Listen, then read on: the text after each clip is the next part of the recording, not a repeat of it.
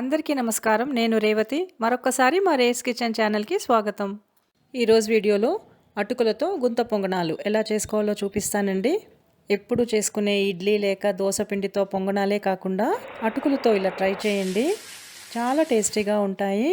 ఇన్స్టెంట్గా చేసేసుకోవచ్చండి. ఎక్కువ నూనె అవసరం లేదు కాబట్టి బ్రేక్ఫాస్ట్గా తినొచ్చు, ఇంకా ఈవినింగ్ స్నాక్గా కూడా చేసుకోవచ్చు.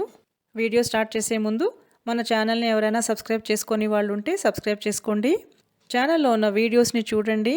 రోజువారీగా చేసుకునే రెసిపీస్ చాలా ఉన్నాయండి. నచ్చితే లైక్ చేసి మీకు తెలిసిన వాళ్ళందరితో షేర్ చేయండి. ఓకే అండి, మరి ఎంతో రుచిగా ఉండే అటుకుల పొంగనాలు తయారీ విధానం ఎలాగో చూద్దామా. అటుకులు 1 కప్పు.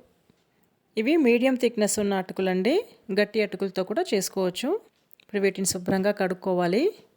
కడిగిన అటుకుల్లో 1 కప్పు బొంబాయి రవ్వ, సూజీ అంటారు కదండి, ఇంకా 3/4 కప్పు పెరుగు వేసి కలుపుకోవాలి.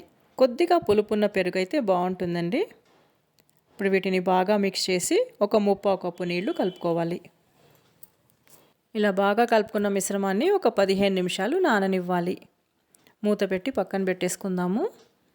15 నిమిషాల తర్వాత మొత్తం అంతా ఇలా నానుంటుందండి. ఇప్పుడు మిక్సీ జార్లో వేసి పేస్ట్ లాగా రుబ్బుకోవాలి, లేదా చేత్తోనే బాగా మ్యాష్ చేసుకున్నా ఓకే.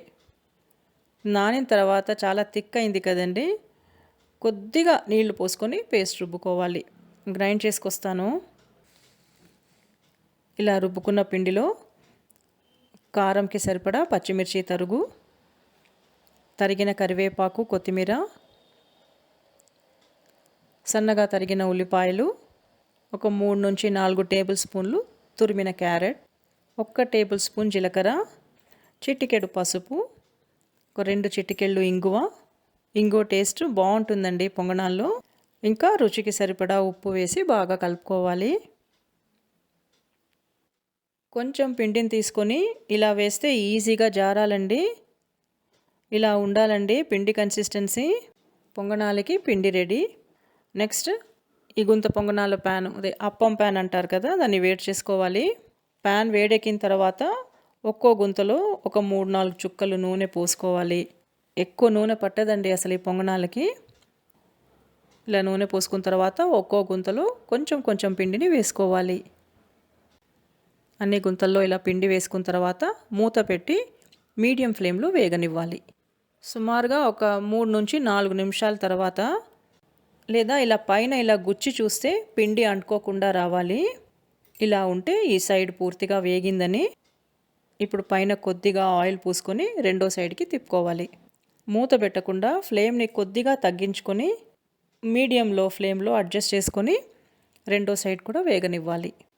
ఈ సైడ్ కూడా వేగిన తర్వాత ప్లేట్లోకి తీసేసుకోవచ్చు. అటుకులతో పొంగనాలు రెడీ. చూడండి సాఫ్ట్గా ఎంత బాగొచ్చాయో.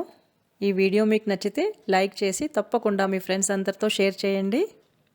మరో రెసిపీతో కలుద్దాము. Thanks for watching.